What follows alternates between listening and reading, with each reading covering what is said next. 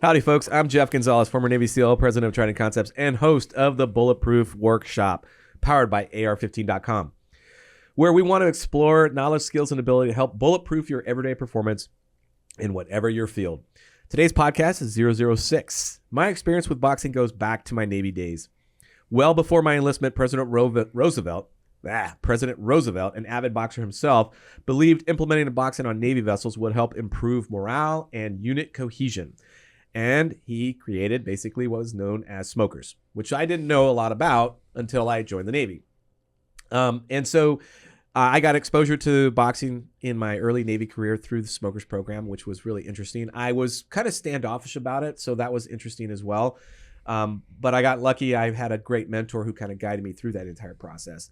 So the benefits to boxing are obvious. You get outside of the physical aspect, there's a lot of really cool stuff that goes into boxing that if you really study the art, it's not just a brutal beatdown. There's actually science behind it. And I can't wait to talk about the science with my two guests.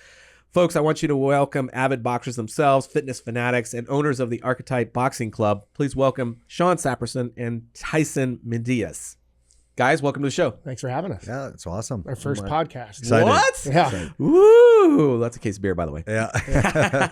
All right. Well, listen, real quick, why don't we take a short break to mention our sponsors here real quick? Daniel Defense advocates for individuals' rights to bear arms, which is why they manufacture 100% American-made high-quality firearms backed with a lifetime warranty. To learn more, visit DanielDefense.com. Okay, welcome back, folks. So, guys, thanks again for coming on. I'm really excited. Like I said, we've been kind of toying with this idea of getting some different perspectives than what might be commonly associated with the gun community, shooting and whatnot. So I'm really excited to talk to you guys about this.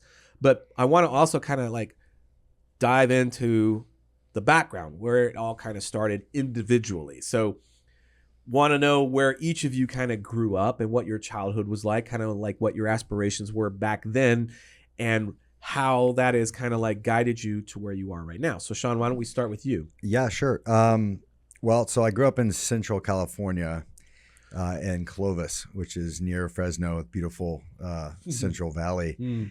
And not a lot going on there, but really good wrestling. So I was lucky enough to kind of go through those youth programs and get exposed early to wrestling. And club wrestling in that area is great. It kind of like at the junior high, it mirrors the high school program, and they really prepare you really well. So I got early exposure into wrestling.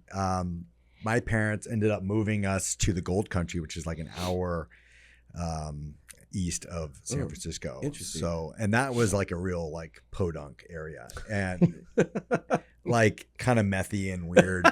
But there was lots of good people. So if you can get past, the ones that kind of lurked around for centuries there, then you'd be exposed to like quality people too that just grew up in that area. So that's kind of like where I ended up going to high school, and then I got the hell out of there as soon as I possibly could before I got weird, So ended up in Santa Barbara. Ooh. Yeah, real different. Yeah, it is. I was like, what is this place? Yeah. Bougie Santa Barbara. No kidding. Yeah, so I was a 180. Tyson grew up there, so that's why he's jaded. Oh, I got it. That Mhm. explains. Yeah. Get me out of this place. He grew up in a luxury. I grew up in Destituted. yeah, in the hills, basically, mountain folk. That's why I'm all happy all the time, and he's all Yeah, grumpy. Yeah. So what's interesting about how I ended up in Brazilian Jiu-Jitsu was that when mixed martial arts got popular, if you're in Brazil and you moved over to the United States, you'd want to be by the ocean because they loved surfing and they wanted to be by the ocean. So all the original Jiu-Jitsu schools were Southern California, Santa Cruz, San Francisco. So that's where Paragon started. And in 98, it started there. And I kind of, found that school in 2000. So that's kind of like when I was in college, I found it. Oh, shit. So, and it was still like jiu-jitsu was so new then. So I was like, people were like, knew that I'd wrestled growing up. And they're like, well, there's these Brazilian wrestlers. And I was like, what? Brazilian wrestlers?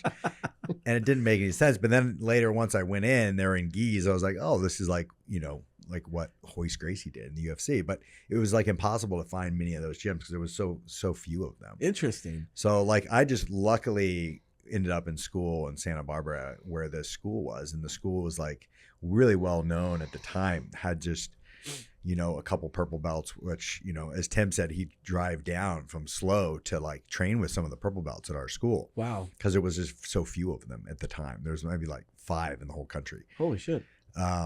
So luckily I had good training partners. That was like I've always had like really good luck randomly falling into these situations where there's really high level training and good coaches. And it's just been, lucky for me that I was able to absorb that. But that's where I started and got exposed to jiu-jitsu and got, way into it right away. Yeah. Like I was a white belt. I had cauliflower in both ears. And I was like. But that was from your wrestling. Yeah. Period. But then like the thing was with jiu-jitsu is that you didn't wear headgear. So you'd get like, and we were going twice a day and you're going hard. And back then it wasn't like a lot of coaching. It was, people were figuring it out on the mat. It was kind of smash wrestling style. Like you get in a triangle, you just like pull your head out. Like, yeah. You wouldn't like, there wouldn't be like, oh, put your knee in the middle and split the legs. Like there was no coaching like that. Interesting. It was really like, I guess it was like grassroots time. For sure. It was mostly young kids too. If you were older, you'd kind of go in and there'd be like a bunch of 18, 19-year-olds in there just trying to kill each other. So it's like, wasn't that conducive. It wasn't like it is now where like the gyms are so nice. And Yeah.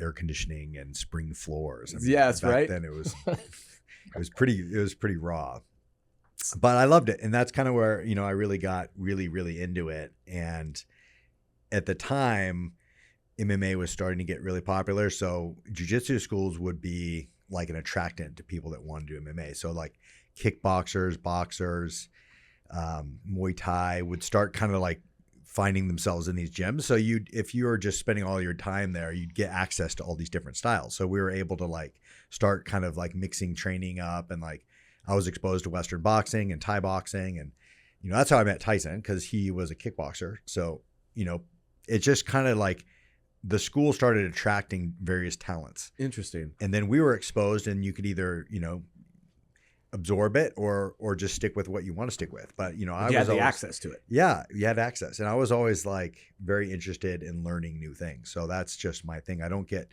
super fixated on just learning one thing. I like to just continue to develop and grow. So I was excited to learn boxing and kickboxing and kind of blend it into my wrestling and jiu-jitsu. Sweet. And that was the early days. That is the early days. Yeah. Well, hold that thought. Tyson, let's get it over to you. So kind of walk us through your background, where you're born and raised, and how that influenced your direction and where you at currently. Yeah, I was born and raised in Santa Barbara. Grew up Spoiler alert. spoiled. Thanks a lot, Just Sean. spoiled Santa Barbara. Cool. My mom was like fourth generation Santa Barbara. Oh, wow. Yeah. Parents divorced when I was like 5, and then they remarried and moved us up to the Valley. I don't know if you're familiar with the San Ynez Valley. Yeah. It's like a Napa Valley. Yeah. Wine country. Yep. It's like 30 minutes out of Santa Barbara. Gotcha. My stepdad was a boxer. My real dad did kickboxing and karate. No kidding. So I was kind of raised around it my whole life. Interesting. And then in high school, I started boxing. Like in my senior year, I started boxing, and then we started doing smokers. Yeah. So I did like 3 boxing smokers. No kidding. And then at the time in the Valley, it was so dead. There was not a lot of people doing martial arts or boxing at all. Yeah. And I was 200 pounds, so I never had any sparring partners. Oh, dude. So my buddy was like, hey, I have a friend of a friend that trains out of the pit up north with Chuck Liddell. We should reach out to him. So I did. His name was Corby, and I called him, and he had a sister gym of the pit in Santa Maria. So I went up there and started training and just fell in love with kickboxing. And then that was that. I remember I'd call in sick to work because he'd sneak, because the pit, they did their fight team practice was at noon. Yeah. So I'd call in sick, and he'd sneak me in, and I'd just go get my ass handed. Yeah. At that time, it was just all high-level kickboxers and wrestlers. That's all it was. K1 fighters. Glover Teixeira, he was living with Corby at the time, so he's a good friend of mine. And wow. we just did that I did that for like 7 years. I was working in Santa Barbara, drive all the way up to Santa Maria or SLO to train. Wow. And come back, and we traveled all over California for kickboxing. You know what's funny is you even mentioned it, how Tim would drive, and you talk about, you hear other guys that would just literally travel so much for so many years just to reach these pinnacles or these apexes of like knowledge bases. Yeah. And, I don't think people really appreciate how good they have it now. where you literally, like in Austin, for instance, you know, like you literally can almost throw a rock. stone and you're going to walk into a world-class facility of sorts. So like you guys were OG, like putting in the miles, literally. Well, Yeah. it wasn't To it wasn't earn it. trendy back then. Yeah, you know, there was exactly. no trend, and Yeah. like it was kind of like frowned upon. It's like, what do? You do kickboxing? Is that like karate? It's like, no. Yeah. But- so yeah. So the question I have for both of y'all then is when you guys talk about like your passion, your and I can tell kind of listening to you guys how much you enjoy it. Did you know at that time that this was what you guys wanted to do? Like you wanted to move into like coaching, teaching, instructing full time formally, or was it? When did that kind of seed plant itself? I always liked coaching. I enjoyed coaching more than fighting. So, but I had a full-time job, and then when I stopped competing in kickboxing, I moved back to Santa Barbara full-time, and that's how I met Sean, because they started doing MMA fights there. Interesting. And then we became buddies. We started doing a trade for private lesson. No kidding. And that's where the bromance started. That's when the bromance started. Yeah. So you guys, kickboxing, boxing, jiu-jitsu kind of thing, is that how that works? Yeah. And you know, and for me, like, to answer your question, there was no thought of doing it as a career, because then it really wasn't that an option. Like it was so grassroots. It wasn't like white collar like it is now. So no one was like flooding into those gyms. So they were empty and you couldn't really make a living. So I was going to college in LA, and then I ended up moving back to Santa Barbara. But while I was in college in LA, things started getting more popular. That's when, like, remember, like, the senators were kind of coming out against jiu-jitsu. Yep. And then, like, it got bought by the Fertitti brothers, and they started changing it and adding weight classes and, like, making it a little bit more sporting. Yes. And that's when the popularity increased. And that's when gyms started becoming a little bit more like less garages and more like studios. Yeah. I would say they kind of moved from, like, you know, industrial parks to retail centers, and more people started, you know, similar to how, like, in the 80s, you know, like the weight gyms were like these kind of meat markets with guys with chalk and like grunting. Yeah. And that changed to like Equinox, right? Yeah, like, yeah. That transformation made a lot of people, especially women, want to go to these gyms. So that kind of happened with mixed martial arts gyms. Like, that's the way I saw it. And I wasn't ready to like commit to that, because it was still not there. It was like, oh, this probably is going to go this direction, but it wasn't there yet for me to like change careers, because I was like studying molecular biology in college. What? Yeah. So I was thinking like Not all good looks here. Yeah. I was like going into medicine. That was my path. You know? Interesting. And, you know, Sean Williams, who's a Henzo Gracie black belt. Yeah. He was like got his black belt with John Danaher. Yeah. That's when I first met John. He moved to Hollywood to open a school, a Henzo affiliate. No kidding. And I joined up with him and was one of his students, and ended up getting my purple and brown belt from him. No shit. And John would come down and do seminars. And that was like when he first got into leg locks, like in 2005. You know, and he was innovating at that time still, you know. So, you know, like I said, always lucky. I was always lucky to kind of find myself in these amazing, situations. actually. Yeah, Yeah. because I was training with Rico Ciparelli, who ran Raw. That was like the original, like, it was called Real American Wrestling. Yeah. And that was like him and Randy Couture. Yeah. And they were doing like Raw MMA stuff out of this garage in El Segundo. And I would go in and train with them. And Trigg was there, Frank Trigg. Yeah. And we do Old wrestling. school. And he had Big time. really good wrestling too. Ciparelli was like one of Gable's best students. No kidding. So, you know, he's the only guy that Gable didn't make cut his hair. So like he just had like a real, like, almost like a, you know, his way of teaching was very specific and technical, and I really loved that. So it was fun. Like, Sean Williams would teach him jiu-jitsu, and I would be his like uki, and then you know, Rico would exchange wrestling. So they were doing jiu-jitsu for wrestling. Awesome. And I was just sitting there like, oh, I guess I'll I'll just hang absorb. out here and just like get these free lessons. So it was, like I said, just lucky. But then that school, I was helping Sean kind of operate that school as far as like helping with new students and teaching first classes and stuff like that. And I was teaching a lot. And that's when I started thinking about getting into it for a business. Because what time period was that? this is 2003 to 2006. Okay. So you're still in college full time. yeah, I just like dropped out of college. Actually, I was like almost I had like 2 quarters left. Are you shitting me? Yeah. And everyone's like, what the hell are you doing? You go, oh, I'm doing jujitsu now. And it just sounded ridiculous. What? Yeah. It didn't sound, but like I knew 100% like there was a change. I was going into that direction. It just made a lot more sense to me. And I was, in like a research lab at UCLA, and it was like like a P-Chem or organic chemistry lab. And it was so boring. And there was just, I'm like, I don't want to go into academia. I don't really think I want to just be in these labs all day, just like running a gel and then sitting there for 6 hours waiting for the results. And Right. Like, it just was like not the right, So let me ask you this. What kind of like led you to the medicine field in the beginning? I mean, that's not something that you take lightly. Because so I was working, like when I first moved to Santa Barbara, I was working at Gold's Gym and I was training, and then I got into like nutrition, and then I got into like, I would say like the broad sciences like physiology and anatomy, which are like the macro. Yeah. And it was interesting to me. I got really into it because you needed to know that stuff back then to be a personal trainer. Like now you could just kind of get a certificate, but back then Online schooling. Yeah. But back then you actually had to like go and take exams and like know what you're doing. So I had to like learn enough about that, and it got me just kind of sparked it. And then, like I said, I like learning things. So I went down a rabbit hole essentially and got into like, basically the micro was like the same interest as the macro, like physiology, anatomy, and you get into like cell molecular biology. It's like everything happening inside the cell, and it was just as interesting and fascinating as everything on the outside. So I just got more into that rabbit hole, and then was like, oh, maybe I'll go into medicine, and this seems interesting. And at that point you're studying all the stuff that's been discovered for like 100 years. It is interesting, but then when you're actually doing it, it's like nothing's new being discovered. So you're just running like these monotonous things.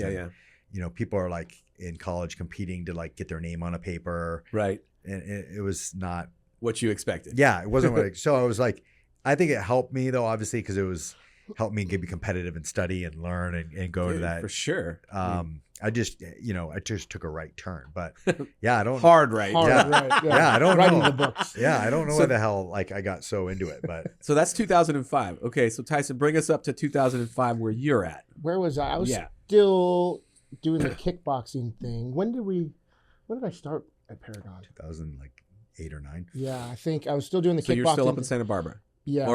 I was in Santa Barbara working. Okay, that's right. I did commercial air conditioning. Right. And that was my trade. Yeah. And I do that. And I think when I was like 27, 28, I just got burnt out. I did the MMA fight.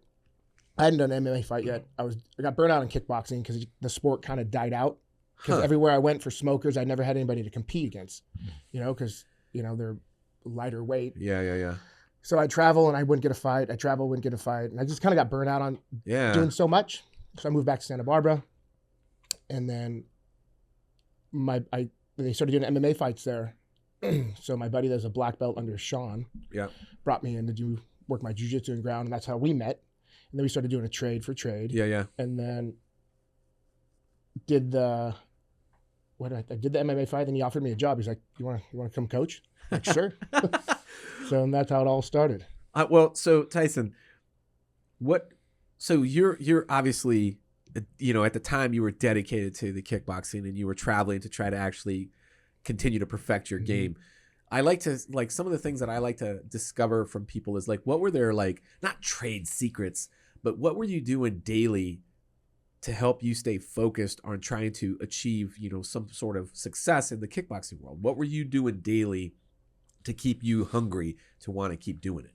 The pit, they were so barbaric and not a lot of technical, they just marched forward and just took a lot of shots. They were just brawlers. And I'm like, yeah, I like getting hit. That thing hurts. After getting your nose broke a bunch and just getting beat up, I'm like, man, there's got to be a better way. So I started getting a bunch of title DVDs and defense drills and sparring drills. Interesting. And I started studying those, and I was always with one of my buddies. I was like, let's practice these and just basic defense. Yeah. Because no one ever taught defense. And interesting. And that's what we'd always do that, just practice. And I was always coaching and doing small little classes with all my friends, and we just work all the defense stuff that nobody ever taught. Interesting. And that was kind of fun. So when you say defense, you're talking about how to keep out of range and kind of catching jabs, slipping jabs, countering. I was a big because I was short. I always fought taller guys. Yeah. Counter fighting was a big thing. Interesting. And I bought this title DVD set that had 11 DVDs, and we just watch it and go study in the garage and go to the gym and practice.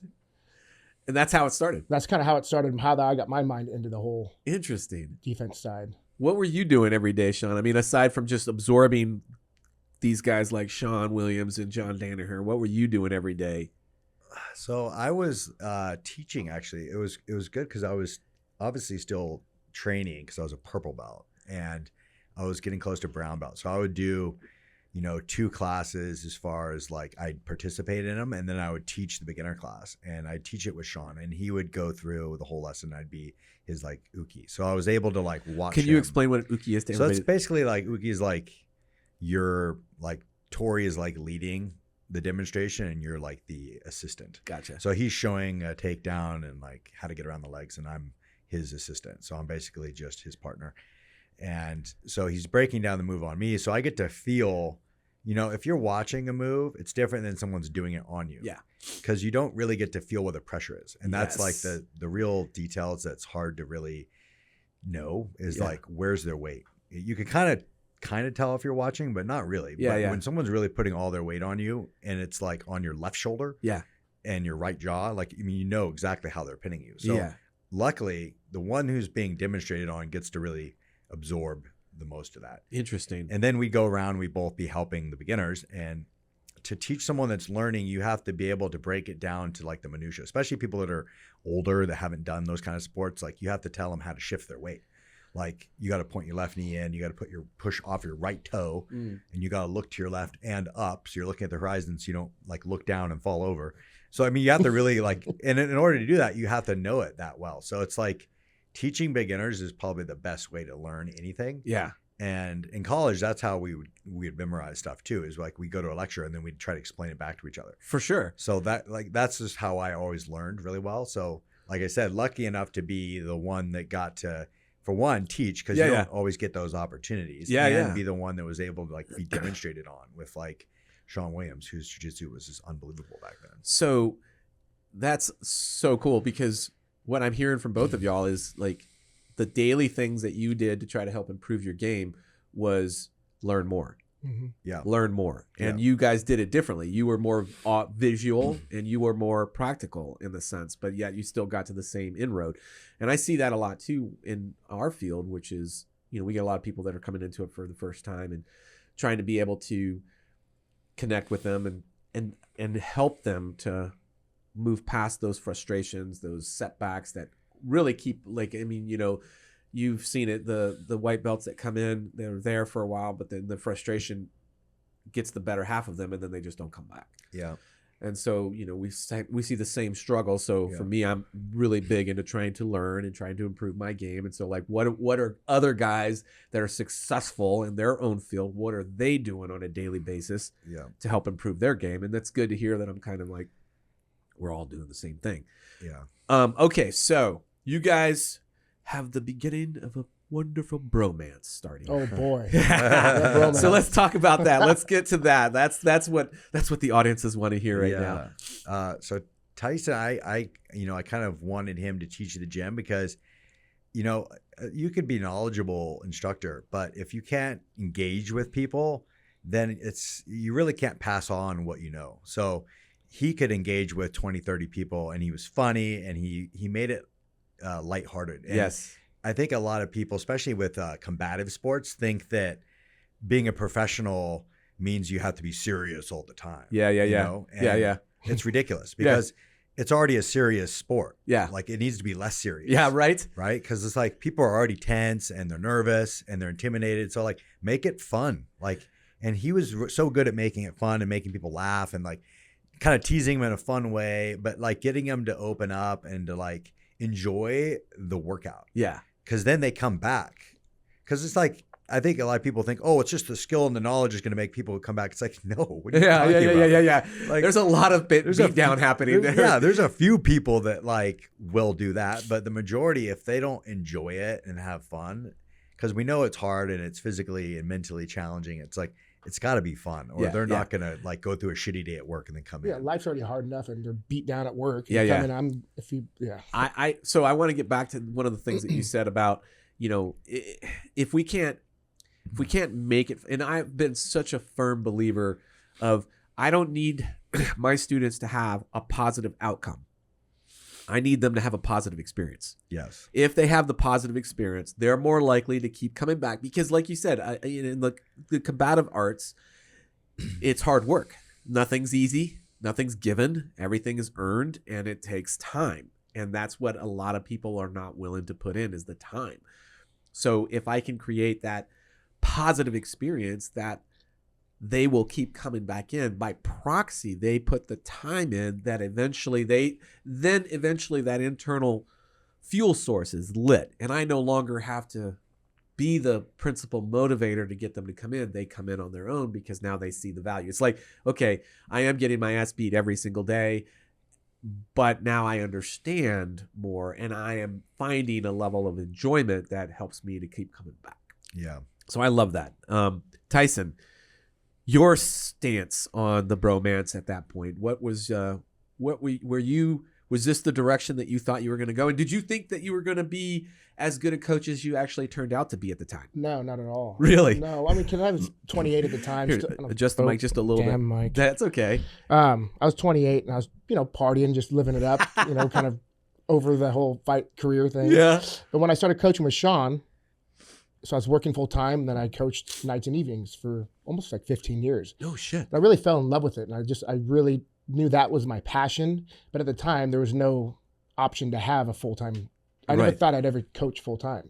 I mean, fast forward 20 years later, I finally get the opportunity. Yeah. Well, again, you got to put the time in. You got to put the time in. Yeah. And it was having the contrast of like doing construction. Yeah. Which I hated. Yeah. Anyways, it's just brutal. It's a thankless work. I mean, it's an honest work. But then I started teaching, and I would look forward to going to coach. Yeah. Because I mean, all right, I got to get through this 8 hours of being on a roof doing construction, and then I get to the gym, and that was like my happy time. I just love coaching. I love the energy. I love, being able to put a smile on someone's face. Yeah. And just like empower them, and Yeah. And we had so many different bodies that come through Paragon, man. Oh, I bet. And it's just awesome. I really enjoyed the coaching aspect, and it made it me dread my other job. Yeah. So that's the hard part. Damn it. So, question for you then. I also try to find, like, who were some of your mentors? Like, that's important to me as well. It's like, I got where I'm at because I had amazing mentors that helped guide me there. Who were some of your coaching mentors that kind of helped you perfect your game? It's this one right here. He kind of he was almost like I didn't have much of a father figure growing up. And Sean always, took care of me and was hard on me, but, for good reason. Yeah. So he always kind of bring me back to the light through the whole time. Yeah. And I never got in trouble, but I'd always, stray out, and it's like, oh, don't let him down. Yeah. Yelled at by dad. Yeah. Nobody wants that disapproving look. No, I don't. Yeah, he gives that look. just the shake. Yeah, I was like, oh no, the head shake from Sean is the worst. Just staring through your soul. It's like, but yeah, I had a lot of older friends that I looked up to, and just being in the trades too, and have a lot of. But being at that time period too, it's just such a perfect storm of sorts, to see all these greats come through the doors and get a chance to work with them. So, like when I think about, because there's a lot of new shooting instructors coming into the world right now, and I will occasionally see a lot of them come through our training classes, and they will ask questions like, what should I do? How should I do it? And, one of the best pieces of advice that I try to give them is, number one, learn as much as you possibly can about this trade, whatever that trade is. Number two, find joy in it. If you cannot find joy in it, then that's not going to be conveyed to the customer base. Mm-hmm. And if you cannot create that connection with that customer base, it's just why, it's like no joy in that. And then the third thing, which I feel like was something that I did not pick up until much later, was I had to separate myself, my own training. I had to separate my own training, which was to kind of keep driving forward on my mind. Like there's the side of me that does the instructing, and for a while there, it all merged together.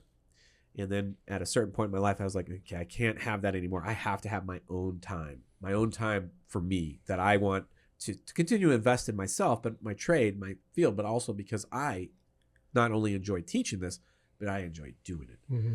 So when we talk about, like, you guys are right on the cusp at this point in the timeline of where you're going to make that big decision to start to kind of like go on your own. And what a lot of people don't realize is like one of the most challenging things you can do. Like you give up any free time you have, give up any extra cash that you have, give up all your friendships and family, like acquaintances, is, basically the kind of like the beginning of being an entrepreneur. When you're going to go down the road of being an entrepreneur, you're giving up all that stuff because you got to put everything in it to be there. So when did that really happen for you guys? Well, I'd say I was in a like management and phase with the gyms for like 5 years, and they were going well and they were growing. But I was just overseeing the same thing, and there was a lack of growth. And I had learned a lot about not wanting to be just in a mixed martial arts gym because it was like not conducive to what I wanted, which was bringing more of like the public in. Yeah. And it was too intimidating. And even though we had boxing classes and jiu-jitsu classes and they're all separate, if you go to the website and it just looks like a fighting gym. Yeah. So anyone that was interested was like, I see that stuff on TV. I don't want to, even though they were just going to do boxing and they weren't going to do grappling. They know grappling's happening and it's all mixed together. And so it just made the product hard to sell, and the location had to be conducive for everything. So you have to have a big warehouse. It's got to be, because it's big and those things are expensive, you have to be on the outskirts of town. You have to have mats on the floor. And if you wanted to run a boxing class, you couldn't have the classic boxing bags because you had to have things that you can kickbox on too. So you're blending kickboxing and boxing. And I didn't think they really went together just because you couldn't, boxing you wear shoes, kickboxing you don't. Yeah. And the type of bags, you couldn't put those bags in there if people are grappling because you need a big open floor. Yeah. So it was just like not really suited for either. Interesting. And it was a harder thing to sell because people were so intimidated. And even though we made it like, we did as good a job as we could, making it like, softer and less intimidating. We'd have like cartoons on our website and like anything to like make the mood more like light, approachable and light, and like, hey, it's going to be fun. Like, it still was like people walk in and you could see them like just white. I'm like, oh my God. Or they walk into a class and they're going to do a beginner class, mind you, but they walk in and there's a sparring class finishing. People are rolling on the ground. They're like, what the hell is that? All tatted up. Yeah. Oh my God. Yeah. Not inviting at all. Yeah. It was like, oh my, you could not soften that. So it was like, it was hard. And I just didn't want to be in a cheesecake factory anymore. There's so many problems when you're running like 10 programs. Everything goes wrong. There's instructor drama all the time. Yeah. All the time. Fighting and scheduling was horrible. Oh my God. I don't even want to. So all the things you learn, right? All the things you learned from it was like, 12 years of running that gym was like created Archetype. All those years were like frustrations, things didn't work out. And then also just being frustrated with boxing in general. And its lack of growth and development, which we can get on in a second. Absolutely. All those things were like, okay, this is the direction I'm going this way. So the challenge for you was you were kind of like caught in a wheel, basically the rat on the wheel kind of thing, just doing the same thing over and over. But what you wanted was, did you know that you just wanted to go straight boxing, solo boxing? Like that was kind of like it? I mean, like. Yeah, and it was not a quick decision. It was like really like over the years. Interesting. Of like getting like slowly pushed that direction, like learning what would be the best, and knowing that personally I can do jiu-jitsu whenever I want. I don't need to have it wrapped up in my business anymore. Yeah. It's always going to be there and I'm always going to love it, but I don't need to connect them, Yeah. It's like you could have a sushi restaurant and a pizza restaurant. You don't need to mix them. Buffet. It's just that's that image that I had in my head right there. And it's not good. And that's really like awkward buffet. And that's how the striking culture and the grappling culture is. Like 90% of people do one or the other, or 95. It's not even close. Interesting. So they don't go back and forth. Yeah. And I do. And I thought there was like, oh, everyone's gonna like this, and nope, nobody not did. Even close. All right. So the big challenge about starting off and going on your own was trying to do that there in California? So initially, yeah. So we were going to go up to Sunnyvale, if you know where that is. That's in the Silicon Valley. Okay. So I was like, I'm going to keep these gems and try to start this new one. And, I kind of got a couple partners that could help run both. Okay. And maybe, help finance the new ones. And, and all the people that were connected with Paragon were helpful. and wanted to be involved. And, I had talked to a lot of different people and had, ideas in my head for a long time. Right. And the plan wasn't to go to Texas, and then COVID hit. Right? Yeah. Yeah. So thanks, COVID. that was just like, and Santa Barbara had really bad wildfires too, and we had a mudslide. I remember so it was that. almost like year after year there was Yeah. like a natural disaster. Yeah. And each one really disrupted the business. So I was kind of already like, I feel exposed just with this one business that keeps getting just worked by these disasters. And it was a college town, people came and went, and it was just hard to run a business. So I was already kind of thinking about doing something else, like in addition, but not just leaving that. Yeah. And when COVID hit, that just changed everything, because now it was like the gym shut down for forever. I mean, like, how do you? Yeah. How can you stay? Yeah, it was brutal, and we had to basically try to like run, 30% of the business undercover, kind of, and still pay our rent. Teaching Zoom classes, him and I. Yeah. It was just it was crazy, So Zoom kickboxing. that really was like. And just seeing how California responded to businesses and how aggressive they were with like your livelihood, like you can't run your business. Like, what do you mean? Yeah. Like I still have to buy groceries. Like, what do you mean I can't run my business? Whoa, that's a whole. Yeah. So. And it was brutal in the town. Like people would like tell on you if they saw you in there. Like it was gnarly. So we're like, I was done. Yeah. And my wife's in tech, and they have an office in Austin. So that made me just think, well, maybe I don't have to stay in California. And maybe, and then I came and visited, and I was like, this is perfect. This is like everything I want. And this is the place. Yeah. And it was obviously not close to California. So that's where, now I'm like, oh, I guess I'm going to have to start over. Protecting loved ones and neighbors is a high calling. Over the last few years, men and women of all walks of life have chosen to exercise their Second Amendment right as first-time gun owners. Through education and training, families and communities are empowered to protect themselves and those around them. Daniel Defense advocates for individuals' rights to bear arms, which is why they manufacture 100% American-made, high-quality firearms backed with a lifetime warranty. To learn more, visit danieldefense.com.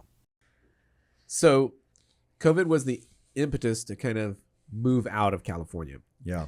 And that is like a make or break type decision of sorts, because you're cutting your ties of sorts. I imagine that it's really hard to manage or even be a silent partner that far away. Yeah. I mean, that's kind of, it's got to have its own pickle of a sort. Yeah. So. I sold the Goleta gym, and then the Santa Barbara one I'm trying to sell to the other partners right now. Nice. Because it doesn't make sense for me to be connected with it anymore. And, it's not a good time to sell a business, so I'm going to take losses on both of them. But it's just, it's just it was just 100% the way that it has to go, and it's still valuable because I learned everything I need to prosper. So that's what I wanted to talk about now. So do you think that you came here because this was kind of easy because your wife had a satellite office here that made it really easy, or did you look at other parts of the country? We did. I mean, I think like there things that I was looking for was an entrepreneurial energy. Yeah, right. Absolutely. So that does not exist in Santa Barbara because it's a fishbowl. It's a tourist destination. It's like going to some like place in Italy or something. It's expensive, and people are retired there, and there's college transients. Yeah. So there's it's very difficult to start, and there's not a lot of clientele. It's like the hardest place to run that type of business. I imagine. It just, like I said, it was there because the Brazilians want to be by the ocean. So I get it. That's why it's there. But you wouldn't choose that location for that type of gym. I hear you. So looking at Austin, on the other hand, it was like obviously a lot of growth and a lot of young people and a lot of energy and a lot of people doing exciting things like opening new craft restaurants, and there's a lot of innovation. So absolutely, it just seemed like my type of people. Yeah, absolutely. All right, so you guys, were you on board the whole time during this decision-making process? I was not. You didn't want to leave? I just wasn't, the option really wasn't there at the time. I knew he was doing something in transition, and I was just working full-time and teaching full-time. Yeah. And then when it got more serious, I'd torn my bicep like right before COVID happened. And then the lockdown and everything happened. And then it got more... started to speed up. I realized, okay, Sean's leaving now. I'm like, oh no, what's going to happen here? And then I switched careers. I ended up working I got a government job. Ooh. Yeah. Top secret clearance. Ooh. Oh boy. What? And I was doing that. And I just realized, I mean, it was a great job, great career, 6-figure job, but I was just bored changing light bulbs. Oh, geez. In my life, I was like, this can't be it. What am I going to do? Just do this for the next 30 years? I was just bored in my life. Yeah. I was just about to turn 40. And then he kind of, his partner sat me down. He's like, I think you should go to Austin. I think you should try this. And I think it'd be a good thing for you. Wow.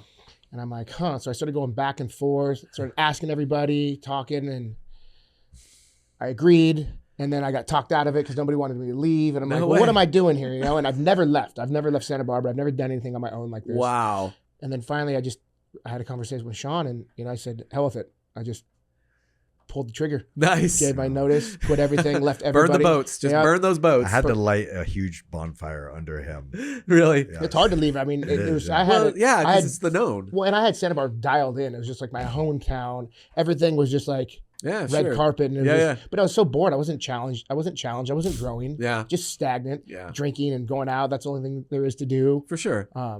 So then, once I knew I was coming out, I had like 2 months. I was turning 40, but I had like 2 months of going away parties, eating ribeyes and steaks, and I must have gained 40 pounds, not knowing. Damn. He was fat. I was fat. And I drove out here with my brother and my cat. And in my mind, I thought I was just going to hang out, and acclimate to the city and, get used to everything. I was living with him. Yeah. Vastly different. Day one, I had to do Tim's workout Oh, at Roca. nice. And that's a whole I was other like, story. I'm going to throw him into the fire. I talked to Tim before he got here. I'm like, hey, I think Tyson would be a great candidate for your fitness app. Let's like do some before and after photos. Oh, and nice. You have to help me just rip him into shape. He's like, what? And his eyes light up. He's all excited. Oh, yeah. I'm sure that was like I had to have his camera come over. Oh, man. Like I was like big old boiler. I had to take my shirt off and like, this is my story. They interviewed me and like, oh my God, it was so embarrassing. And you don't realize how fat you are till you lose, 40 pounds. Yeah. And then just started training with them like 6 days a week. It was aggressive workouts. Holy Yeah, moly. they are. From the beginning, like, and I make him go on the bike in the afternoon. We'd ride road bikes. He'd lock me in his studio afterwards and like just Wouldn't feed me a him. cracker. Yeah. He's like, get on the scale. Nope, no food for you. No food for you. I'm like, I felt like I was training for the SEAL team. I'm like, what the hell, man? I was. want to be a Zumba coach. It was aggressive weight loss, but he did great. And it's as you know, doing those workouts every single day is brutal, Yeah. especially when you're out of shape, really out of shape. Yeah. And so it was an aggressive 3 months, Yeah. and then we opened, and Tyson was in great shape and ready to go. So it all worked out. Perfect. Brutal.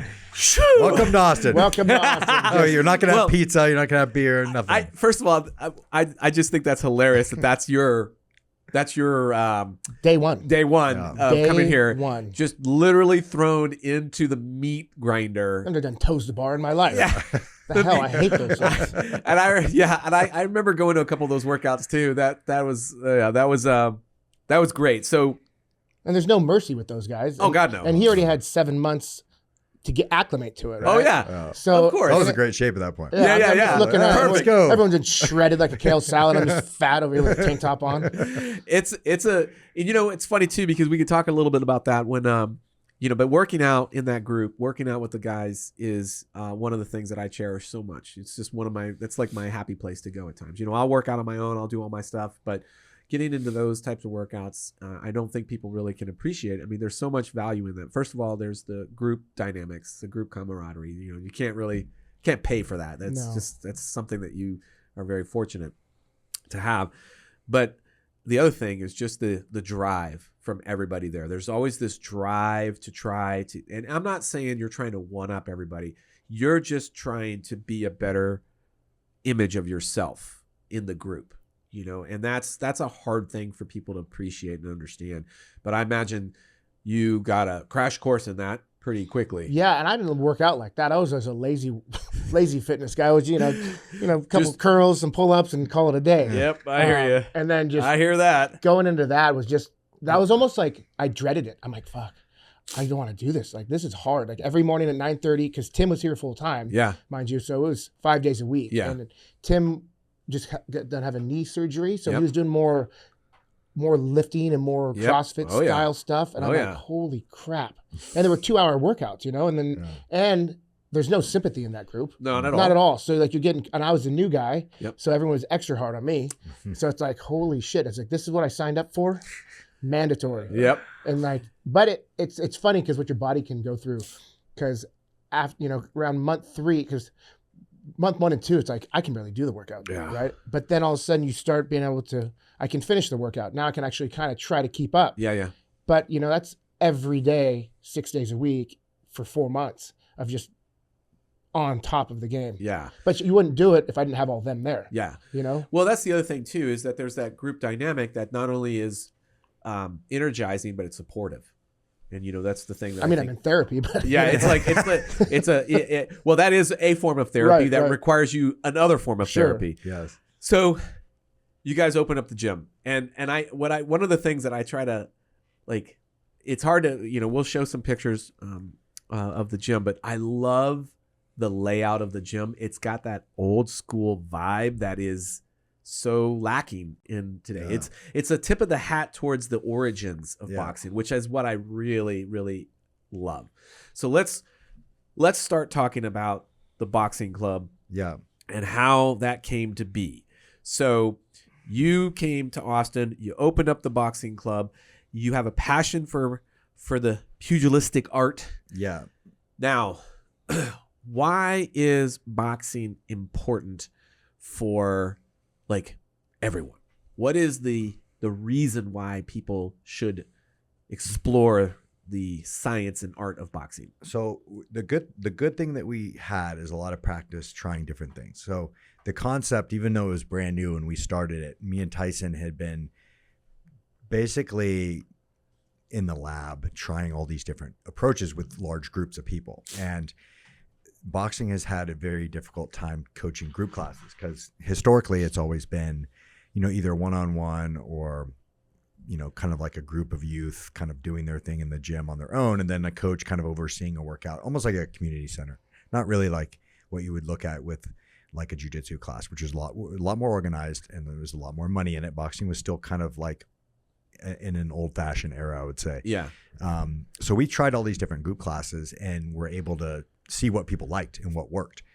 And it was a lot of like, okay, this is the concepts, but it was still brand new. So we didn't know how it was going to work until we did it. Yeah. But one of the things with boxing is that there's a lot of people that can't throw kicks because they're out of shape and they're overweight. So when it was one of the more, when you have a person that's really overweight or like maybe they have like bad hips or something, they just wouldn't try kickboxing. So kickboxing was very limiting as far as people's physical ability because they'd fall and they'd hurt themselves or they'd feel so uncomfortable or they'd look so uncomfortable they wouldn't come back. Yeah. It's so unnatural to teach kickboxing. So it cut out a huge percentage of the population because you could be really overweight and you could stand in front of the bag, both feet on the ground and pivot. Yeah. And you can get a great workout and have fun. So it just was more because we had boxing classes for people with Parkinson's disease. No kidding. And it was a therapeutic class called Rocksteady that took off and it was like a neurologist and a boxing coach created this program, and it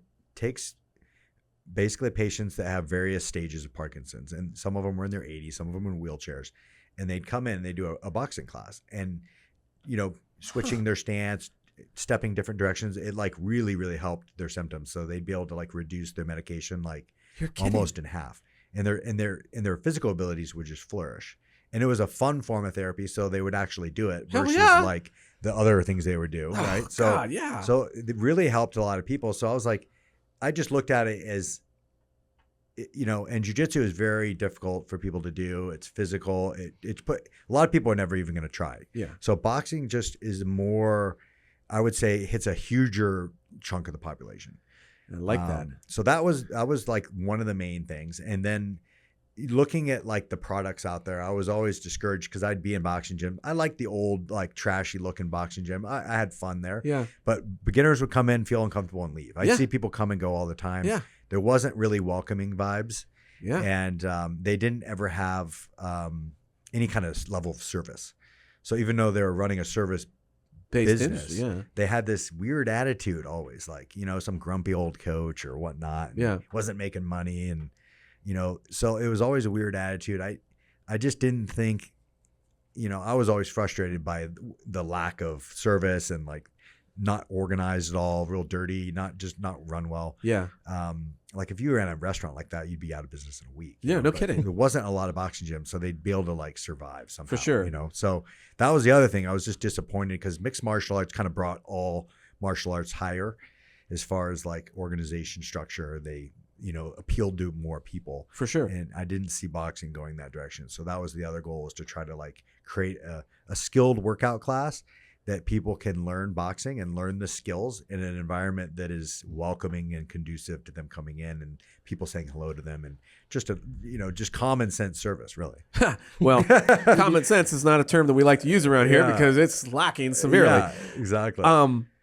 So first of all, I never even gave any thought to a large block, a demographic that would actually be very, it would be like a good fit for them. I never thought about out of shape, overweight, or folks that have image issues that don't feel comfortable doing things where they feel like they're going to look bad. Yeah. But standing in front of a bag and just working at a pace that they feel comfortable makes huge sense. Yeah. I mean, it's brilliant, actually. I never even would have thought about that. So you've got this great product that is, again, based around boxing. When you have these new customers coming in and your service oriented is on point, because that's a huge thing as an entrepreneur. Yeah. Without that, it's like you saying, a restaurant's just going to shut its doors in a week or less. Yeah. So service oriented, the product that you have is also a novel. You're right. MMA brought up all the other arts, but boxing always seemed to be lagging. Yeah. Why was that?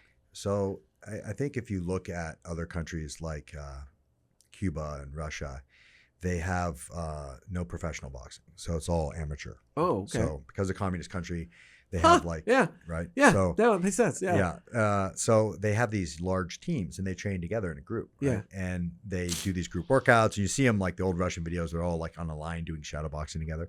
And they work out as a team, and they're cooperative together, and they're making each other better.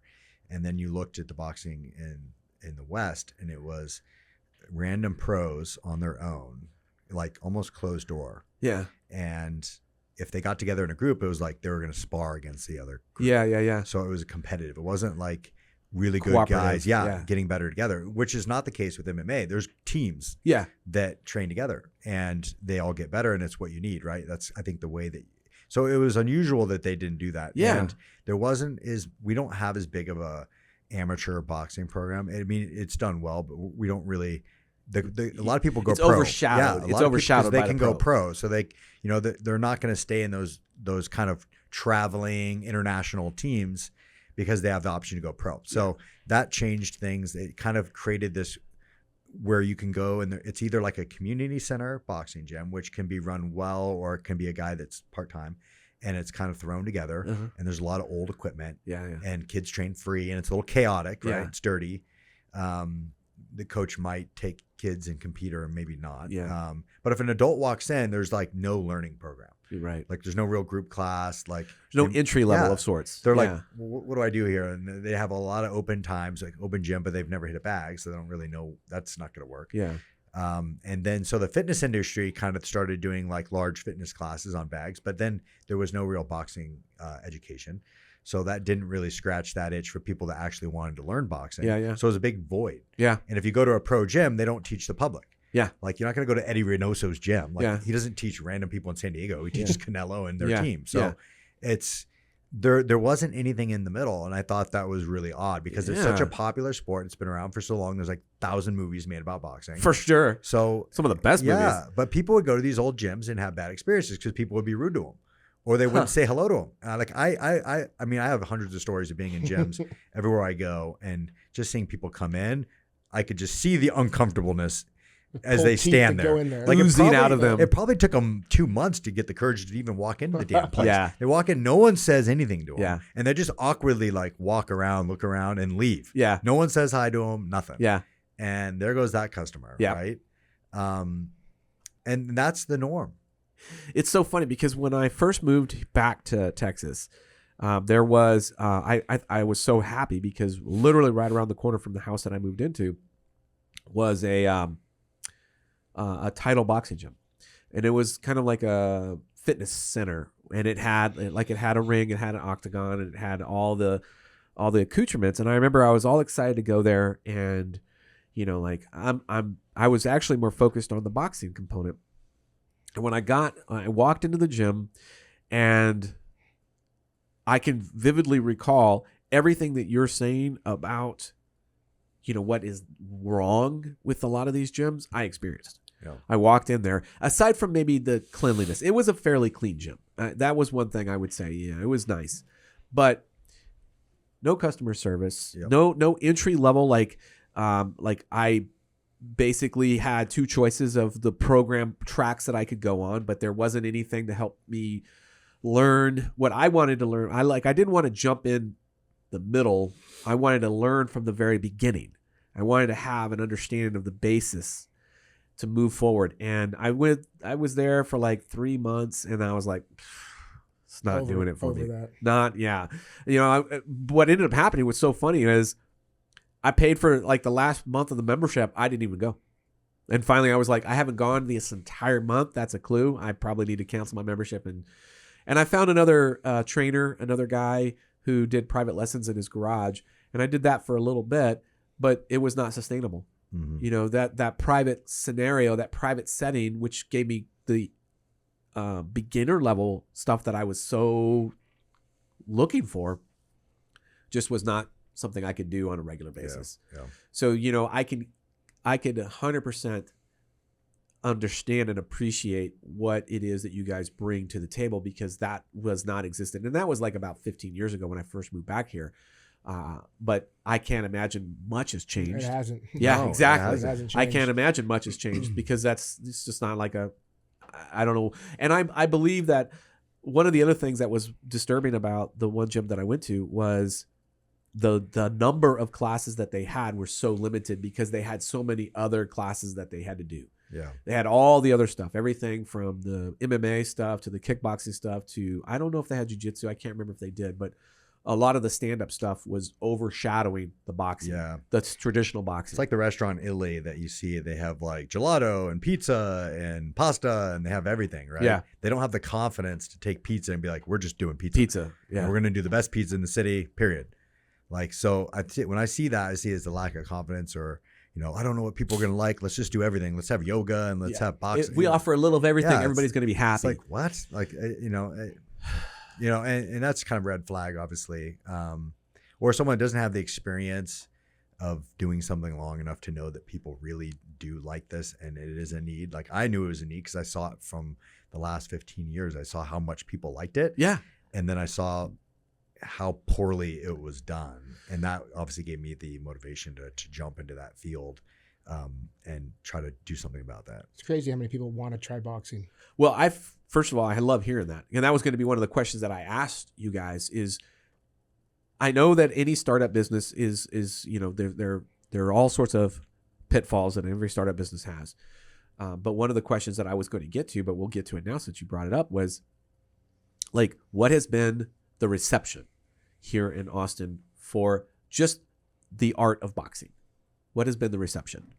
Tyson, why don't you give our I think the main is our clientele. So We have such an eclectic vibe of people that Really? are all over, and it's crazy. It's awesome just to see the people, like you said, that drive by. They say they drive by over and over and like, I want to go in. I want to go in. Yeah. And they just come in, and then they meet us. And Yeah. if you profile me and Sean, they're like, oh great, look at these guys. Yeah. And then you meet us, and we're just the most goofballs you could ever meet, and we're very unassuming, but they just have such a great vibe. It's awesome to see somebody that has low confidence, Yeah. low self-esteem, Yeah. and they join the gym, and they don't smile much, and you can just tell they don't feel right, and all Right. of a sudden Comfortable. they're super uncomfortable. Then a month goes by, they start laughing, we start making jokes, and next thing they come in with the biggest smile. Yeah. And it's just awesome to see it. We say that all over our members. So let's do this. Let's break it down, right? Because I think there's also a maybe like a mystique behind boxing. People might hear boxing and they immediately associate it with whether it be movies or whether it be pros. There's a stigma with it. Yeah, exactly. And there's also that negative stigma. There's the injuries and all the other complaints about that. So I get all of that. But what I think people also fail to appreciate is really what boxing is. Like at its core, what boxing really is. So let's talk a little bit about that, particularly through the eyes of the customers that are coming through your doors now. Like, what are they really learning?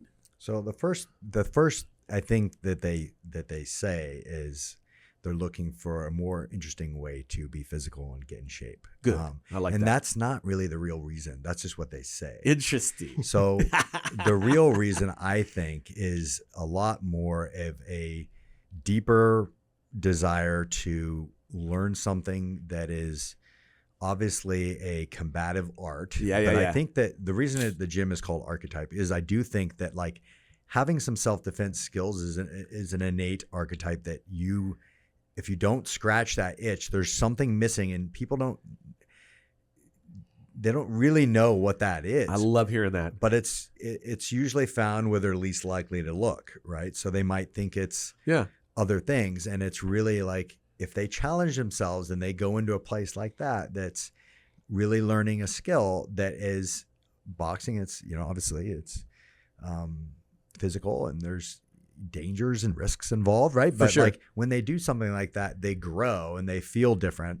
And it's like if you go on like a backpacking trip and you're kind of on the edge, right? Yeah. And you might get eaten by something. You might run out, right? There's some fall in the lake. Yeah, but it kind of like now you're awake, you're alive. Kind of the same feeling I think when I go hunting. Like, why is this enjoyable? Yeah. Like, why is it enjoyable? Interesting. Right? So you think about these deep archetypes, these deep things that are in us as animals. That like when you start doing those things, you enjoy it and you don't really know why. Yeah, I know. So I totally could get it. That's why people come and they come and then they start learning and then.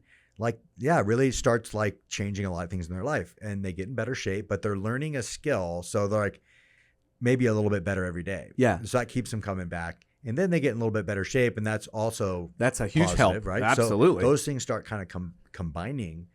And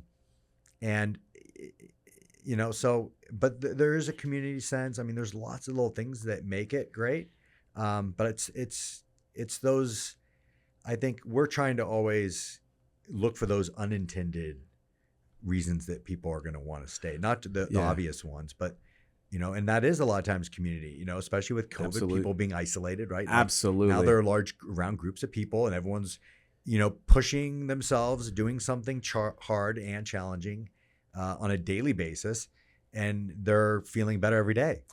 So what's interesting to hear that is your take on community. And I think that's huge. And if you've already figured that out, you're leaps and bounds above so many other people, because I firmly believe it's in the ability to create that community cohesion. For better or for worse, CrossFit, I think, really took that community vibe and really exploited it. And they pressure tested and proved a concept that community is stronger than the individual. Yeah. And so that's what keeps so many people coming back to those. And I think that there is a degree, you kind of talked about that primal edge that boxing can help scratch that itch, if you will. But the other thing I feel like sometimes is often overlooked is that there is a sense of connection in the community when you suffer together. Yeah. When you're in there together, that kind of like, it's not like you guys are not a part of that, but you are, in a sense, the reason behind it. The community kind of comes together, the class, if you will, comes together. They support one another, they promote one another, they push one another. And I think that is another thing that you described that is lacking. And we're social creatures. Yes. We want to be around other people like-minded. Absolutely. And we want to have that connection, the belongingness. And so when you can create that sense of community in your field, that is a strong advantage that people don't appreciate. I really don't think they take the opportunity to exploit the community. So good for you guys. All right, let's talk about this from, again, the eye of a new student coming in. I'm sure, again, there's still things that need to be, like an onion needs to be peeled away. You figured it out that maybe the reason that they give you for why they walked in isn't really that gut reason that they're there. Yeah. There might be some sort of self-defense, preparedness, awareness, whatever you want to call it. I agree. I think that I don't know what statistics you could put on there, but I would have to believe that a strong group of people that are driven or drawn to boxing has to do with some sort of self-defense, self-protection, whatever the case might be. Yeah. I think just being in communities where for thousands of years, villages raided. And, Yeah. I mean, the women knew how to fight. I mean, there was like lots of cultures where it's like, that's part of your life. Yeah, like, absolutely. You better know something because this is a high likelihood this is going to happen. Absolutely. And that wasn't that long ago. No. So it's like, obviously it's still in us. Yeah. And if I think you get away from that so much, there's a dull, dead feeling that hits people and it leads to depression, things like that. So it's almost like they're not really, it's not like that common sense to think, oh, you know, what I really need to knock myself out of this kind of dull depression is to live on the edge and really experience like something that is violent and right. But it is kind of what it is. You know? I mean, but here, so this is the thing. I understand that, you know, the perception of boxing being violent, there is a violence to it, no question about it. But what I think a lot of people don't realize is that, you know, that's not all of what boxing is. A lot of people think they're going to spar when they come Exactly. in. Every time they come in, they're like, they think they're going to get thrown in and get punched. It's like, no. Exactly. And so, like, let's talk a little bit about how you guys have kind of like, again, peeled these layers and helped to create an environment where people are less concerned about some of these aversions. Let's face it, that's an aversion, get into mortal combat of some sort. But yet that might have also been the reason why boxing has been kind of on the fringe for a lot of times. Yeah. And you guys have started to crack the code on how to get people in there and see that. So as a new student coming into the club, what can they expect? I mean, first class service, right? They come in, we greet them at the door. Sure. We shake their hand, we wrap their hands, we get them all dialed in, and we escort them. We show them the whole structure of the class. We give them a rundown what they're going to be doing. Right. And they're like, oh, I don't have to get in the ring, right? Yeah, like, yeah. You're getting in the ring, but you're just doing glove on glove. Yeah. So we break it down. I tell them like, hey, we're doing a little 5-minute warm up. Yeah. And then we do the 3 stations on the, 3 stations. What are these 3 stations? We do on the bags, Uh-huh. and then we go in the ring. We do glove on glove drilling, Uh-huh. and then we have our rhythm section of the double end and the speed. Interesting. Yeah. The bags that people got tired of teaching, so That nobody knows how to teach them. Really? Yeah, it's funny. Why do you say that? Because they're very tricky and they're hard to teach beginners, especially groups of people. So in boxing gyms, you start seeing speed bags like slowly disappear and double end bags because it's the hardest, most technical bags, the one on the 2 strings that like wiggles around. Yeah. And you feel like people an will idiot miss hit them, and they'll miss them like over and over again. Yeah. And if someone's not really coaching you on what to do and why you're doing it, Yeah. then you'll just be like, oh, the hell with this thing. Right. I'm going to hit the big heavy thing that just sits there. Doesn't move. It's It's a big target. It's mandatory in our class. Yeah, I We love make you that. hit it. But the old school GMs, like there's a purpose for those bags, right? They all had a reason why people were hitting them, and they all pull a different skill out. So if you move around and you kind of work on all these different bags, then you have a more universal skill set. And it takes a really organized class, and it takes a lot of coaches. So we have 3 coaches in every class. So that's very unusual because that's going to cost a lot. Yeah. So now you're going to have to charge more because you're going to have a more, expensive product, but the service is going to be much higher because everywhere you go, there's going to be coaches that are like helping you in one section. So there's like a coach or 2 in the ring. There's a coach on the heavy bags, and there's a coach roaming around on the floor helping you with the double end and the speed bag.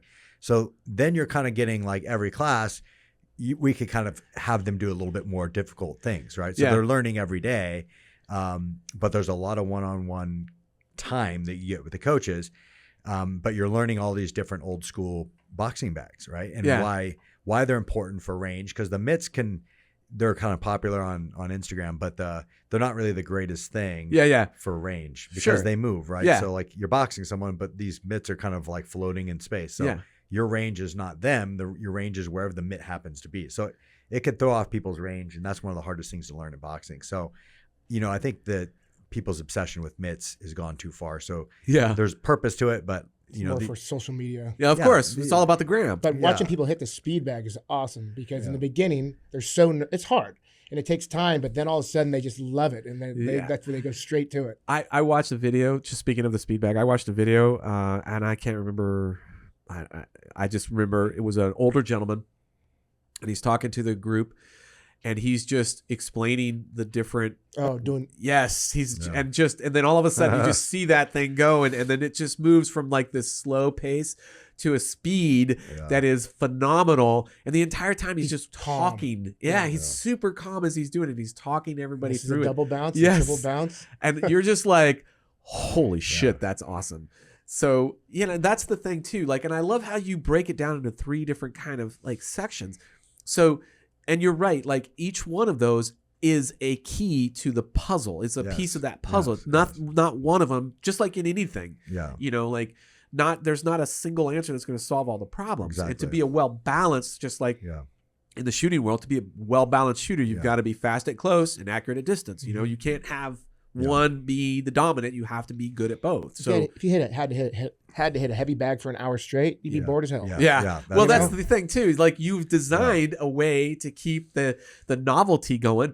They get a little comfortable, and then before you know it, they're moving to a new station. A little comfortable, before you know it, they're moving to a new station. So it's constantly hitting that kind of like novelty aspect. That not only that, but they have to be mentally engaged.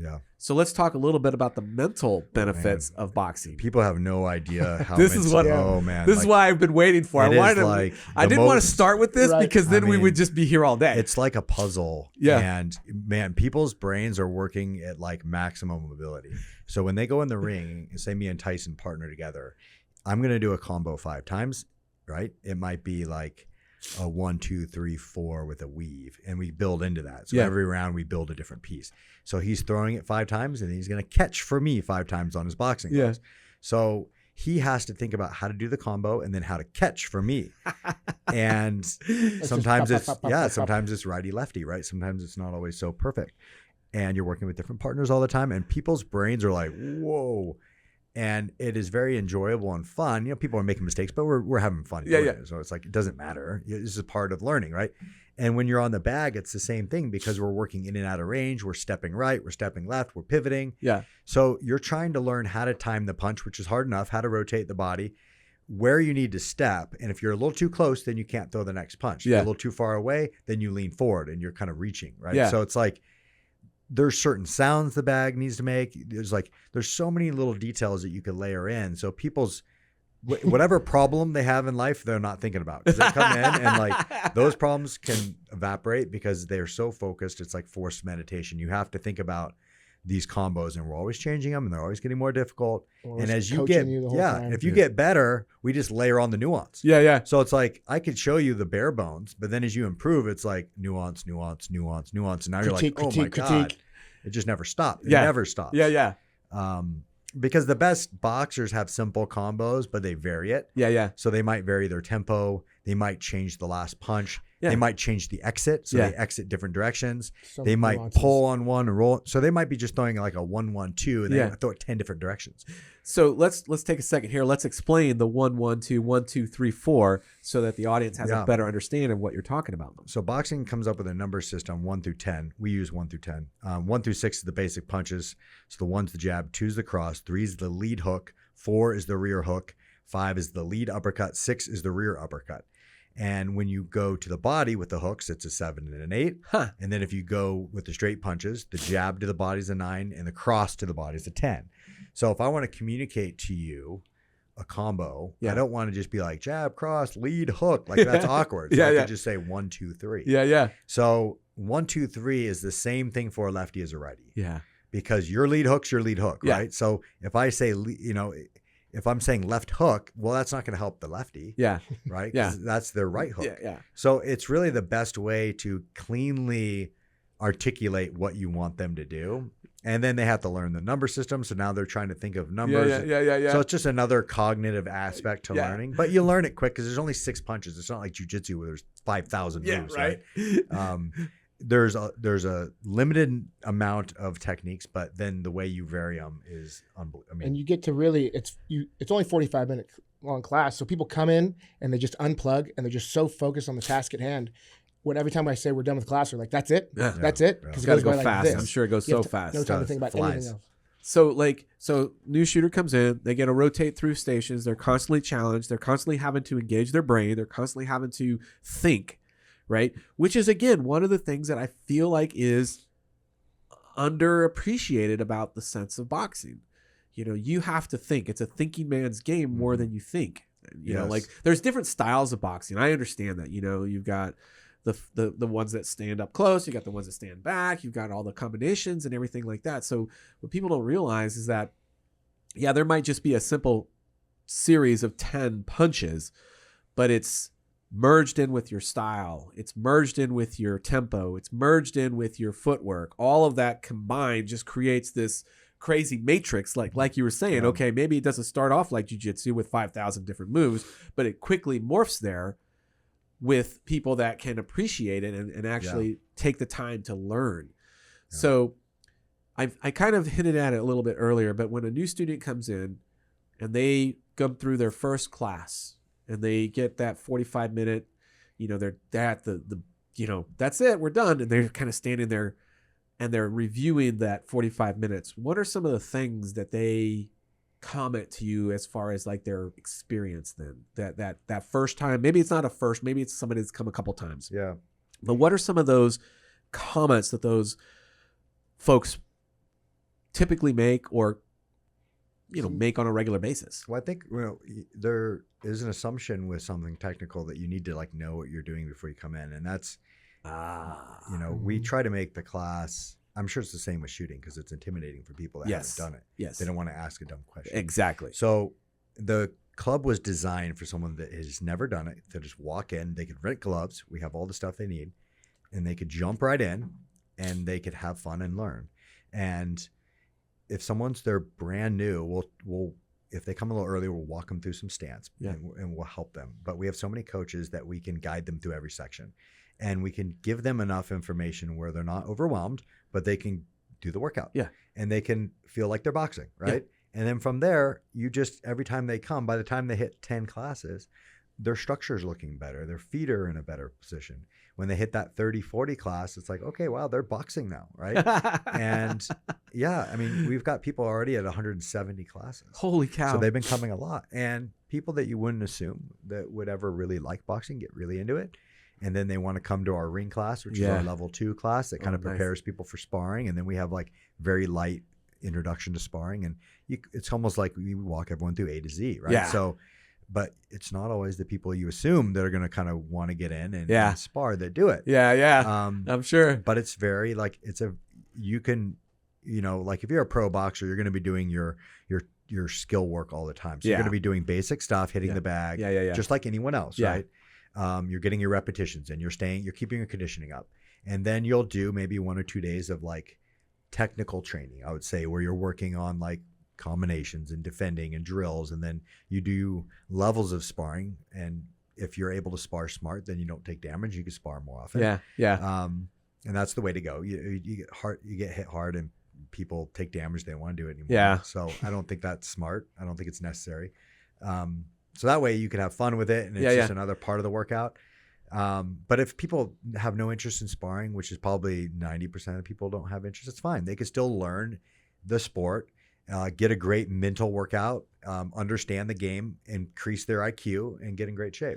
So you said something, and I'm big on this, which is, you know, you have some folks that have like 170 classes. So that's like cumulative, maybe 170 hours. Yeah. Right. Mm-hmm. And in the shooting world, I look at things based around time invested. Like it takes you this much time, kind of like promotions in jiu-jitsu. Yeah. You know, you got to put this much time on the mats to get up there. And what I've seen is like from beginner to basic, it's usually around 80 hours, about 80 hours. And then all of a sudden they've made a big step. Yeah. Are you seeing something kind of similar? Yeah. 50 classes they start getting. Yeah, I think definitely. That's awesome. You know, because the correlations between the physical aspects of these two different fields, whether it be jiu-jitsu, whether it be boxing, whether it be shooting, whatever the field, I feel like one of the big things that can help people commit to it is to realize that at a certain point, that light bulb's going to flick on. And when that light bulb flicks on, it just puts you in a completely different perspective, mentally, physically, emotionally. And all of a sudden, there's like a whole new world ahead of you. And that's a hard sell. You know, you got somebody that comes in and you've got to try to help convince them. you know what? You just got to stay the course. You put in your first 10 hours, you're going to see this. 30 hours, you're going to see this. 50 hours, you're going to see that. You're up to 100 hours, here's what you can expect. And kind of help demystifying that to a certain extent and breaking it down. People are like, oh. And it's not a quick return on investment. No, it's not. And they see that. And the little nuances. I'm more impressed with the females. Really? Oh my gosh. Really? I mean, if you come to our Saturday class that sells out, it's maximum 30 people. If you look around, half of it or more is females. Wow. And they just kill it. And really? They get so good. They're getting so good so fast. I'm not surprised. And it's just awesome to see, they could come to a boxing gym and feel safe. Yeah. And then the guys don't feel like there's much, it's just the balance is just perfect. Good. So it's impressive. I would say this. The fastest growing demographic in my industry are females and minorities. Fastest growing, outpacing everybody all together. So to see that or hear that in your field is awesome. Oh, it's awesome. I think that we couldn't be in a better place. I should say a big community, like if we were just look at the self-defense community, including boxing and shooting and all these other, we couldn't be in a better place for women to be a part of it now than any other time in history. This is like so perfect for them. We have like 8 to 10 females sparring now. Oh, wow. And they're day one. They never, a lot of our members never boxed a day in their life. Like 95% of our never boxed. Interesting. And now just see them actually sparring and enjoying sparring and like, we run the sparring classes. It's not barbaric. Yeah. Safety is number one concern, and it's fun. That just empowers more people to do all the stuff they've always wanted to do. So it's interesting because I imagine that this is also helping to kind of like slay some dragons. A lot of times there's a internal dragon. Yes, exactly. So getting up into that sparring that sparring level helps to kind of slay some of these dragons for a lot of people. And I imagine that's like just pouring jet fuel on that fire. It's like, oh, now I'm super motivated. I just made it to this next level. Now I want the next. But it's delicate because you could ruin that experience for people. I imagine so quick. I imagine. Well, let's do this. Let me ask each of you a separate question. So I asked you guys over the course of the podcast a couple of different questions, but I want to kind of get into more of like the business side and what you guys have learned. So Sean, what was the biggest failure that you guys had to face before you found the success that you're in right now? And how did you kind of manage that failure? Well, I think that there was a lot of little things that didn't go the way I expected over the years. And we would try certain things and learn by observing. So like one is shadow boxing. Okay, so people hate shadow boxing because they don't know what they're doing. And they feel fair enough retarded and awkward and like out of place. And they're in a mirror and they have hand wraps on and they're like, I don't know what I'm doing. And a coach is like, shadow box. Like, what do you mean shadow box? I don't even know what I'm doing. Practice spar, and I've never thrown a punch before. So you couldn't give someone a worse experience than that. And people don't like jumping rope, especially in the beginning, because they look awkward and it's physically difficult. So some things you have to just observe and be like, do we really need to do that right away? Yeah. Like, why is this? It just was like one of those things that people would say, oh, you warm up with shadow box. Like, well, yeah, if you know what you're doing. Yeah. Right. But like you don't take 50 beginners and tell them to shadow box. Right. Or jump rope. Yeah. I mean, so those things you have to just watch and be like, people are really uncomfortable. They will not tell you that. Yeah, of course not. So sometimes like they'll tell you by not coming back. Yeah, they would. We probably lost hundreds of students that way. And then like over the years, I remember someone telling me like, "Oh, this is really awkward. I hate this." And then more people. And then I'd start asking people, and they all hated it. No way. And I was like, "Oh my gosh!" So it's like you have a business, and the first thing you do is make people feel awkward and uncomfortable. Like what a disaster, right? Nice move. And and there's a lot of things like that. So over the years, I then was like very highly like thinking about that. Like, well, what other things like. Because that you would say, I mean, shadow boxing is an integral part of boxing.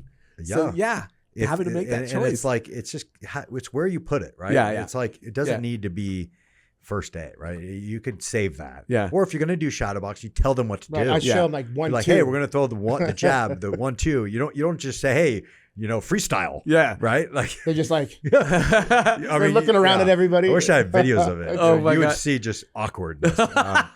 So that was It's like 8th grade dance, Yeah, 8th like, grade prom dance. I mean, all- and then like when you partner to people together, you have to know how to partner people. You have to know what people are going to work well together. Like you have to think about all that ahead of Yeah. time, so that everyone's experience is positive. Yeah. Because when someone's learning, if you have like some good experience and then some awkward ones, I mean, they might not come back. So you don't want to have those awkward experiences, and that's what the years of experience helped us with. Is to like. And if you're not paying attention to those things, then you're never going to learn. So if you're clueless and you don't have the emotional intelligence to see when someone's uncomfortable, then how are you ever going to like solve that problem? So that was, I think, the biggest thing is just slowly trying to eliminate those things so that your product is going to be more so positive than awkward and negative. Well, it's interesting because I think the thing that really resonated with me with that response was how you were willing to take a step back and look at something like, again, something so integral to boxing and take a step back and say, no, this is not a good thing. That kind of deviates from the norm.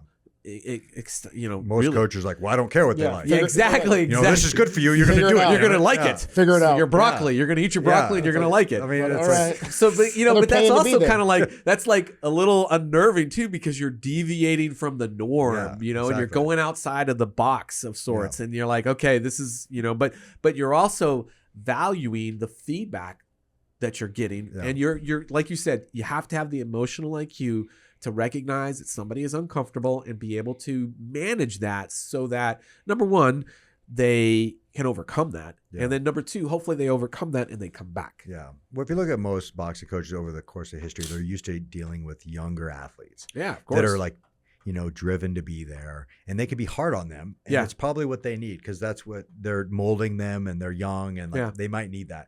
If you get adults, it's totally different. Absolutely, right? man. It's not the same thing, right? So you can't coach them the same way. Not even close. So these guys, a lot of them, they're just blockheaded with their thinking, and they might have a negative opinion about these guys, that are out of shape, and like, they need to just whip it in, and it just doesn't work, right? 5 minutes of jump ropes. Yeah. So what they did to me when I moved out here is not for the norm. Shut up, Tyson. We're not talking to you. Shut up, Tyson. Eat your carrot and go back in the room. Here's a little. Here's another rice. cracker. Here's a crack. Stop crying. Right. Yeah. So that's really like I think like being able to have a goal of teaching, the broad spectrum of society and really trying to help a lot more people and encourage them to come in. You have to change. You can't deliver it the same way. That's why the gym's nice, it's clean, everything's run well, and people will come in and they'll be like, "Oh, this isn't a legitimate boxing gym because it's not dirty and run poorly." There's no, Right? I mean, that's right. It's like, well, that doesn't make sense. I mean, that's how. Just listen to the words coming out of your mouth. I mean, that's how indoctrinated people have been. They I think can understand that though. Yeah, because that's all they know, and that's the history, right? Exactly. That is the all you've seen history. in movies. Exactly. I mean, exactly. And they can't see. That's why there's not other archetypes. I don't think they see beyond, or they don't think that there's a big, calling that they can make money teaching groups of people, that aren't fighters, right? I don't think they think that. So, well, I think that's one of the things that you guys have started to figure out. You've cracked the code in a sense of group classes. Again, huge. I mean, that you've got to be able to do group classes, and boxing has not historically been a group class based event or activity. It really hasn't. All right, Tyson, this one's for you. So we talked about failure on this end, but challenge. What has been the biggest challenge for you in this new position, in this new kind of like place in your life as far as a boxing coach is concerned? What's the biggest challenge that you are faced with? Coaching full time takes a lot of energy. Yeah. Like all day long. And that, I mean, it's rewarding, but that's the hardest part for me is just coaching. I mean, you have to be on all the time.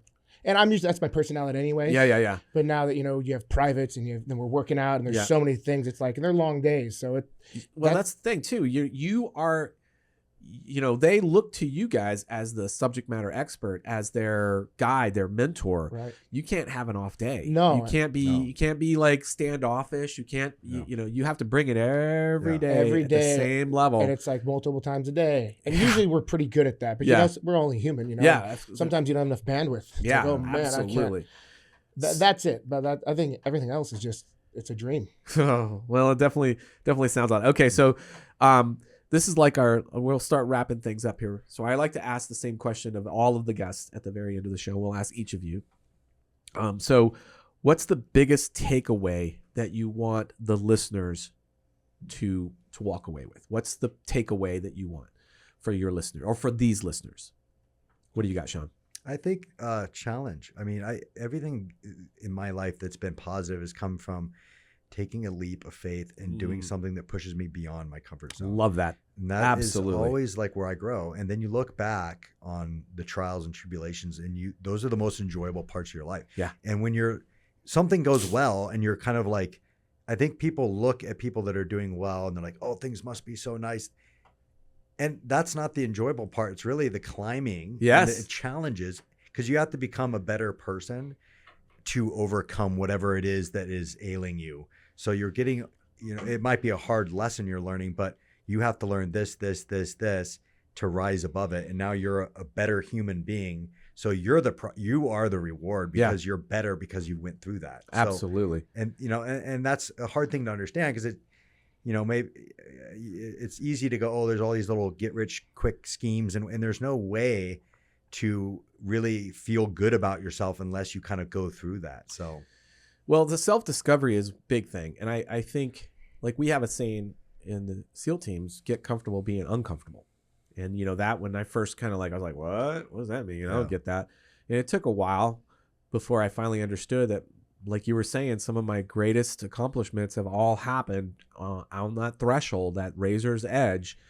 And, I savor those moments. I savor the future moments that are going to be like that. And I feel like, again, pushing yourself outside your comfort zone, that's where life is really lived, I think. Yeah, definitely. I got to agree with him. Well, you got to say something else on your own. Got to have your own. What do you have for me, though, Tyson? Should have asked him first. Yeah, should have asked me first. Then. Yeah. Repeat the question again. Okay, so what is the biggest takeaway you want the listeners? What do you want the listeners to take away from this? The biggest takeaway? To try something new, man. They got to come and try it. I see. That to me is another thing. Try it. Yeah. Just come in and everyone has a Rolodex of excuses they use every morning. They just flip it. It's like, it's hot outside. It's raining outside. I didn't get it good. So they use that excuse to not do anything. Absolutely. But if you just come in and try and come through our doors, it's a game changer. I can't wait. Yeah. All right. So where can people learn more about you guys and the Archetype Boxing Club? Where can they learn more? So archetypeboxing.com. Well, that was easy. And the website's very informative. There's videos on there, and it kind of tells our story a little bit. It kind of has our schedule, where we're at. Yeah. And if and when we expand in the city, we'll try to go south, and then we'll have more locations. So what you meant to say is we're going to try to go to Lakeway. Yes, we'll get out to you. We'll be in your backyard. You'll have no excuse. We've heard that more. We've heard that a couple times. Yeah, people. Yeah, Lakeway obviously is in need of something. Yes. But yeah, we have social media.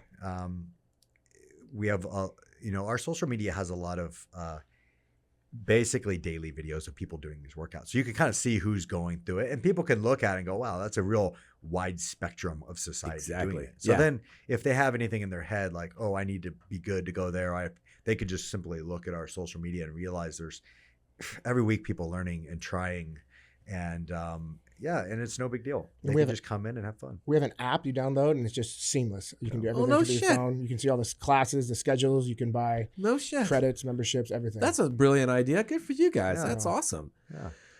All right, folks. Well, want to wrap things up here. I want to thank Sean and Tyson for coming on. I really appreciate you guys taking the time. Thanks for everybody who tuned in. Thanks for the support that we have from our sponsors.